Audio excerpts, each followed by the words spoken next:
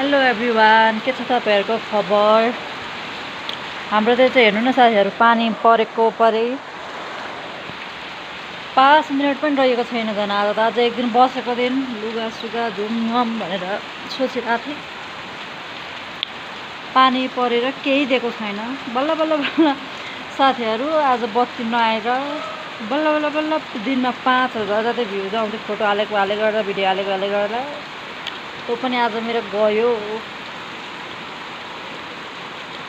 फाइलले बत्ती सत्ती केही छैन हाम्रो त। हिजो बेलुकादेखि गाह्रो छ।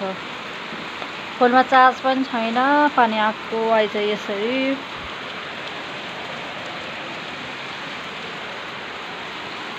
मुझे अल्छी लागेर बाहिर बसेर भिडियो बनाइरहेको छु। आज बसेको दिन कति धेरै के गरौँला र कसो गरौँला भनिन्छ। पानीले केही गर्न दिँदैन, कहाँ हिँड्न दिएको छैन।